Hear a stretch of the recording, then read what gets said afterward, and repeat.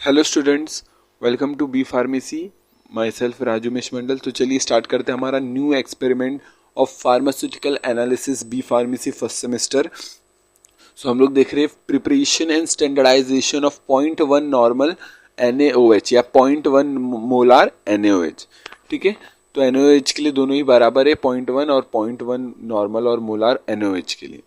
ठीक है, तो स्टार्ट करते हैं क्योंकि इसके पास एक OH है ना, तो आपको पूरा बताऊंगा जब हम पढ़ाएंगे। NaOH मीन्स नॉर्मेलिटी, मोलारिटी क्या होता है वो बताएंगे। फिलहाल NaOH के लिए 0.1 मोलार बोल लो, 0.1 नॉर्मल बोल लो, एक ही है। ठीक है, तो प्रिपरेशन एंड स्टैंडर्डाइजेशन करेंगे। प्रिपरेशन का मतलब ऑलवेज मीन्स बनाना, हम बनाएंगे 0.1 नॉर्मल। और स्टैंडर्डाइजेशन मीन्स क्या करेंगे कि हम लोग चेक करेंगे कि स्टैंडर्डाइजेशन मीन्स 0.1 है कि नहीं। तो बेसिकली हम लोग करेंगे क्या, ठीक है, सो हम लोग ध्यान से सुनना। स्टैंडर्डाइजेशन क्या होता है, स्टैंडर्डाइजेशन क्या होता है कि दैट 0.1 नॉर्मल है कि नहीं वो चेक कर रहे। 0.1 मान लिया, ये 0.1 आपके सामने 0.1 नॉर्मल NaOH है। ठीक है, सो हम लोग को चेक करना कि ये एक्चुअल में 0.1 नॉर्मल NaOH है क्या, वो चीज़ देखना है। ठीक है, सो चलिए देखते हैं प्रिपरेशन एंड स्टैंडर्डाइजेशन दोनों ही NaOH का 0.1 नॉर्मल। ओके, तो प्रिंसिपल क्या है इसमें, हम लोग करेंगे क्या, potassium hydrogen phthalate. Potassium hydrogen phthalate is primary standard and weak acid. So potassium hydrogen phthalate यहाँ पर एज अ प्राइमरी स्टैंडर्ड काम करेगा, जिससे हम लोग पोटेशियम हाइड्रोजन थैलेट यहाँ पर क्या करेगा, प्राइमरी स्टैंडर्ड की तरह काम करेगा, जिससे हम लोग स्टैंडर्डाइज करेंगे हमारे NaOH को। तो ये हमारा प्राइमरी स्टैंडर्ड। अब सुनो, ध्यान से सुनो, स्टैंडर्डाइजेशन होता क्या, ध्यान से सुनना, एकदम सब कुछ क्लियर होते जाएगा पूरा। आप नोट आउट कर लो, मैं रीड आउट कर रहा हूँ, मतलब मैं आपको समझा रहा हूँ, आप नोट कर लो कि ये स्टैंडर्डाइजेशन क्या होता है, प्राइमरी स्टैंडर्ड, सेकेंडरी स्टैंडर्ड्स क्या होते हैं। ठीक है, तो मैं बता रहा हूँ आपको स्टैंडर्डाइजेशन का क्या मतलब होता है। जो भी आपके पास गिवन सैंपल है, आपके पास कोनिकल फ्लास्क में ये सब जो भी गिवन सैंपल है आपके पास में, उसका डिटर्मिनेशन करना, क्या स्ट्रेंथ को डिटरमाइन करना। ठीक है, उसका क्या स्ट्रेंथ है, क्या एक्चुअल में चीज, मतलब कंसंट्रेशन क्या है, स्ट्रेंथ क्या है उसका, जो भी हमारा गिवन सैंपल है उसका स्ट्रेंथ क्या है, वो कैसे पता करेंगे, क्वांटिटेटिवली पता करेंगे विद द हेल्प ऑफ, जिसका हम लोग को कंसंट्रेशन पता है, स्टैंडर्ड सॉल्यूशन के साथ। स्टैंडर्ड सॉल्यूशन के साथ हम लोग क्वांटिटेटिवली डिटरमाइन करेंगे हमारे सैंपल सॉल्यूशन का स्ट्रेंथ। तो ये होता है स्टैंडर्डाइजेशन। तो स्टैंडर्डाइजेशन इज हम लोग determining the strength of the given sample and can be determined by the reacting the solution quantitatively with the standard solution। मतलब स्टैंडर्ड सॉल्यूशन से हम पता करेंगे जो भी हमारे सैंपल का स्ट्रेंथ है, हम लोग स्टैंडर्ड सॉल्यूशन से पता करेंगे क्वांटिटेटिवली। ठीक है, क्लियर है, क्वांटिटेटिवली पता चला, क्वालिटेटिव क्वांटिटेटिव। ठीक है, क्वांटिटेटिव क्वांटिटी। ओके, सो वो चीज स्टैंडर्डाइजेशन क्लियर। अब बात करते हैं प्राइमरी स्टैंडर्ड्स क्या होते हैं, क्योंकि इसके अंदर ही दो आते हैं, प्राइमरी स्टैंडर्ड्स और सेकेंडरी स्टैंडर्ड्स। प्राइमरी स्टैंडर्ड्स क्या होते हैं, जिसके कंसंट्रेशन स्टैंडर्ड है, अब तो मतलब ऑलवेज कंसंट्रेशन पता है, तो नॉन कंसंट्रेशन प्राइमरी हो या सेकेंडरी हो। तो प्राइमरी स्टैंडर्ड्स क्या होते हैं, हाईली प्योर रिएजेंट से बनाया जाता है, स्टेबल होता है। ठीक है, हाईली सॉल्यूबल होता है, गिवन एनवायरनमेंट में, जो भी एनवायरनमेंट है उसमें वो हाईली स्टेबल होता है, हाई मॉलिक्यूलर वेट का होता है। ये सब पूरा डिटेल में आएगा जब हम लोग प्राइमरी सेकेंडरी स्टैंडर्ड्स पढ़ेंगे, क्या होता है जब थियोरी वाले पार्ट में आएंगे तो ये सब पूरा आएगा आपको। ठीक है, थियोरी वाले, ये तो हम लोग प्रैक्टिकल वाला देख रहे हैं, तो प्रैक्टिकल में बस रफली समझ लो क्या होता है प्राइमरी स्टैंडर्ड्स। प्राइमरी स्टैंडर्ड्स वो होते हैं वो सॉल्यूशन होते हैं जिनका कंसंट्रेशन हम लोग को स्ट्रेंथ पता होता है, हाई प्योरिटी से बना हुआ होता है, हाईली स्टेबल होता है, प्योर होता है, हाई मॉलिक्यूलर वेट और हाई इक्विवेलेंट वेट होता है, और हाईली सॉल्यूबल होता है वाटर में या फिर गिवन एनवायरनमेंट में हाईली सॉल्यूबल होता है। तो ये सब चीज़ें होती है, कैरेक्टरिस्टिक्स होते हैं प्राइमरी स्टैंडर्ड्स के। अब बात करते हैं सेकेंडरी स्टैंडर्ड्स क्या होते हैं। प्राइमरी स्टैंडर्ड्स में बात करूँ एग्जांपल्स में, जैसे एक आपके सामने पोटेशियम हाइड्रोजन थैलेट, ये दैट इज ये KHP। ठीक है, सो KHP या PHP ऐसे भी बोल सकते हो, लेकिन बेसिकली KHP होना चाहिए। यहाँ पर मैं करेक्ट कर लेता हूँ, यहाँ पर KHP होगा। ठीक है, तो करेक्ट कर लिया हूँ, आप भी करेक्ट कर लेना, KHP होगा यहाँ पर, पोटेशियम हाइड्रोजन थायलेट। तो ये भी एक तरीके का प्राइमरी स्टैंडर्ड है। और कौन कौन से होते हैं, ऑक्सैलिक एसिड प्राइमरी स्टैंडर्ड्स होता है, potassium dichromate, sodium oxalate okay, sodium carbonate आप आगे जब स्टैंडर्डाइजेशन करोगे HCl का ये सब का, तो वहां पर भी है सोडियम कार्बोनेट, ठीक है। तो ये सब है primary standards, sodium carbonate, pH, ये KHP, potassium hydrogen iodate, oxalic acid, potassium dichromate, sodium oxalate, ये सब क्या होते हैं प्राइमरी स्टैंडर्ड्स। अब बात करूँ सेकेंडरी स्टैंडर्ड्स की। सेकेंडरी स्टैंडर्ड्स क्या होते हैं, ये भी ऐसे सॉल्यूशंस होते हैं जिसके कंसंट्रेशन हमको पता होती है, क्योंकि इसलिए तो स्टैंडर्ड बोल रहे हैं। और बात करूँ सेकेंडरी स्टैंडर्ड्स क्यों बोल रहे हैं, क्योंकि ये हम लोग जो भी सॉल्यूशन है जिसका कंसंट्रेशन पता है, वो हम लोग प्रीवियसली पहले उसको स्टैंडर्डाइज कर रहे हैं। पहले क्या कर रहे हैं हम लोग, उसको previously standardise by primary standards, ठीक है। तो प्राइमरी स्टैंडर्ड से हम लोग इसको स्टैंडर्डाइज करेंगे, ठीक है, क्योंकि ये हाईली प्योर रिएजेंट से नहीं बनता है, रिएक्टिव होता है, स्टेबल ज़्यादा नहीं होता, ठीक है। सो इसके कारण हम लोग क्या करते हैं, इसको स्टैंडर्डाइज करते हैं प्राइमरी स्टैंडर्ड से, एंड देन उसको फर्दर यूज़ के लिए यूज़ कर सकते हैं। तो जैसे NaOH हो गया, 0.1 molar NaOH, sulphuric acid, hydrochloric acid, perchloric acid, ये सब क्या होते हैं, ये प्राइमरी स्टैंडर्ड्स नहीं होते, सेकेंडरी स्टैंडर्ड्स होते हैं। Secondary standards highly pure agents नहीं होते, हाईली रिएक्टिव होते, ठीक है। सो इसको ना स्टैंडर्डाइज करने की नीड होती है, सेकेंडरी स्टैंडर्ड को स्टैंडर्डाइजेशन करने की नीड होती है। स्टैंडर्डाइजेशन करके फिर हम लोग उसको फर्दर प्रोसेस के लिए किसी और चीज को स्टैंडर्डाइज करने के लिए यूज कर सकते हैं। तो पहले हम लोग सेकेंडरी स्टैंडर्ड को स्टैंडर्डाइज करेंगे, एंड देन किसी और कंपाउंड को हम लोग स्टैंडर्डाइज करेंगे यूजिंग सेकेंडरी स्टैंडर्ड। तो ये ऐसा चीज होता है, ठीक है। अब बात करें प्रिंसिपल की। अब स्टार्ट करें प्रिंसिपल। अभी तक समझा, प्राइमरी सेकेंडरी समझा, थोड़ा बहुत रफली थोड़ा समझा होगा, बाकी डिटेल में थियोरी वाले पार्ट में आएगा, जब हम लोग एनालिसिस के थियोरी वाले पार्ट करेंगे तब आएगा। अभी तो प्रैक्टिकल वाला पार्ट कर रहे हैं, तो ज़्यादातर उतना नहीं याद होगा, तो बाकी प्रिंसिपल देख लेते हैं। Potassium hydrogen phthalate is a primary standard, ठीक है, primary standard and weak acid होता है ये, while NaOH is a secondary standard and basic in nature. तो हम लोग स्टैंडर्डाइजेशन कैसे कर सकते हैं, सुनो आपको ये क्लियर कर दूं। प्राइमरी स्टैंडर्ड्स को स्टैंडर्डाइजेशन की नीड नहीं है, उसको सीधा हम लोग दूसरे कंपाउंड के स्टैंडर्डाइजेशन के लिए यूज कर सकते हैं प्राइमरी स्टैंडर्ड को। लेकिन जो सेकेंडरी स्टैंडर्ड है उसको हम लोग को उसको पहले खुद को स्टैंडर्डाइज करेंगे, एंड देन वो स्टैंडर्डाइज वाला सेकेंडरी स्टैंडर्ड उसको हम लोग यूज करेंगे दूसरे कंपाउंड को स्टैंडर्डाइज करने के लिए, ठीक है, स्टैंडर्डाइज करने के लिए। ओके, क्लियर है, ठीक है, अब तो क्लियर होगा। ठीक है, अब बात करते हैं phenolphthalein as a indicator use करेंगे इसमें, जो भी हमारा ये स्टैंडर्डाइज के दौरान हम लोग फिनोप्थलीन एज ए इंडिकेटर लेंगे।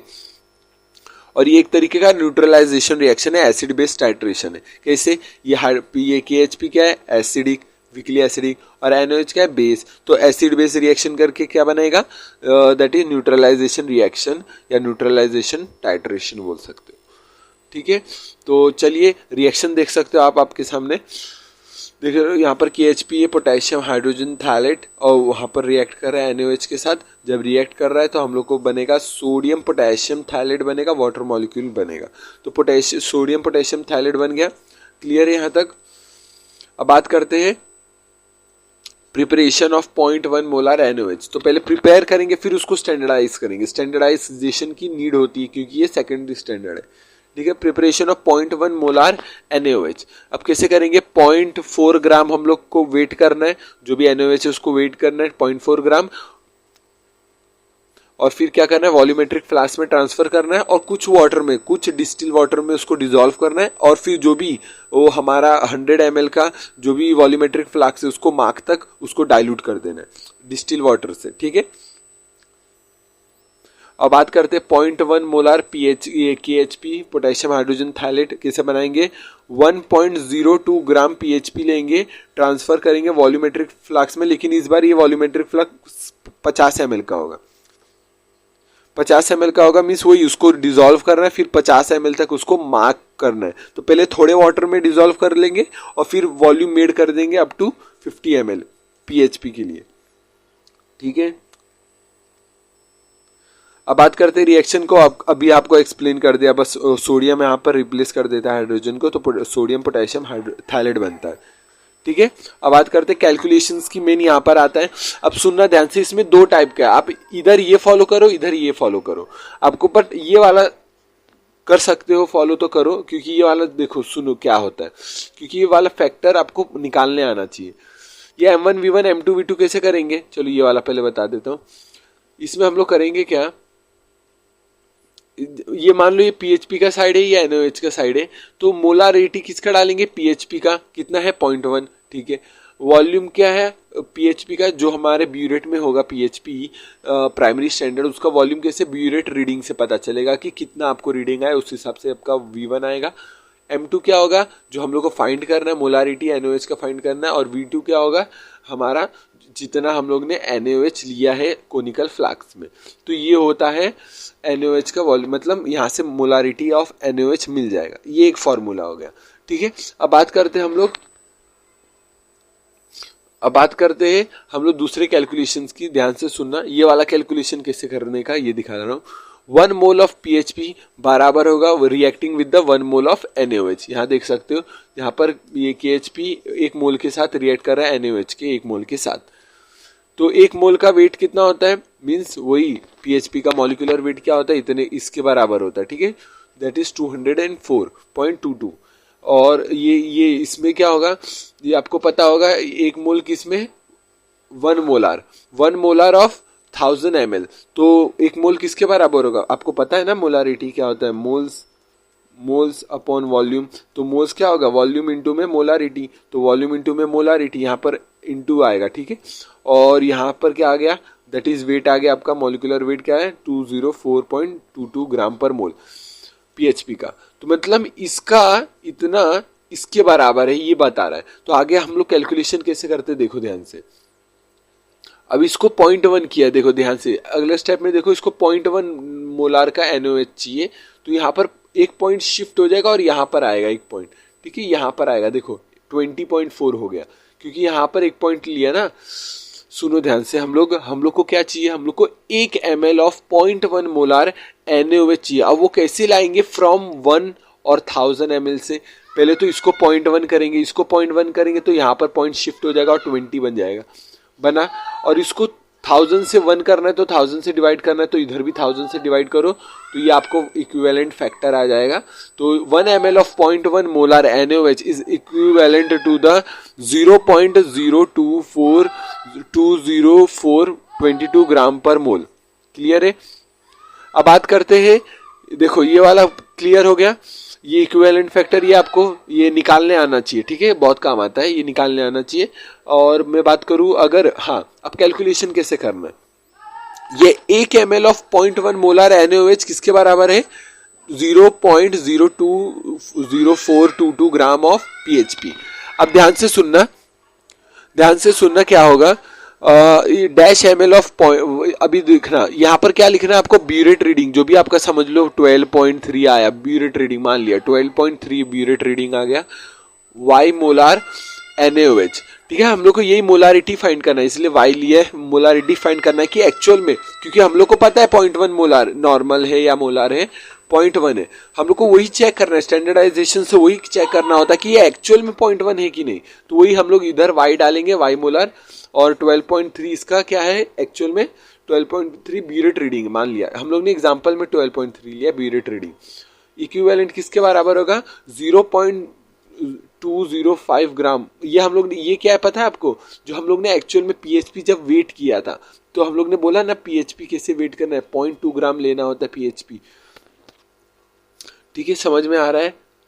0.2 ग्राम पीएचपी कैसे लिया, सुनो, रुको आपको बताता हूँ, एक्चुअल में आपको शायद कंफ्यूज होता होगा। पीएचपी में क्या करना है, पीएचपी हम लोग जो ये वेट किया हुआ पीएचपी कि कितना हम लोग ने वेट किया, ठीक है। तो पीएचपी जैसे अगर मैं बताऊं, सुनो ध्यान से, जैसे हम लोग को क्या करना है प्रोसीजर में, सुनो हम लोग ने क्या किया, प्रोसीजर भले ही यहाँ नहीं लिखा है, मैं आपको बताता हूँ। प्रोसीजर में क्या किया है, 0.2 ग्राम हम लोग को पोटेशियम हाइड्रोजन थैलेट लेना है और 10 ml ऑफ वाटर में डिसॉल्व करना है, ठीक है। फिर उसमें ये फिनोप्थलीन एज ए इंडिकेटर डालना है और टाइट्रेट करना है अगेंस्ट 0.1 नॉर्मल NaOH के साथ until the pink colour is obtain. तो यहाँ पर आपके सामने लिख देता हूँ प्रोसीजर, तो आपको याद रहेगा।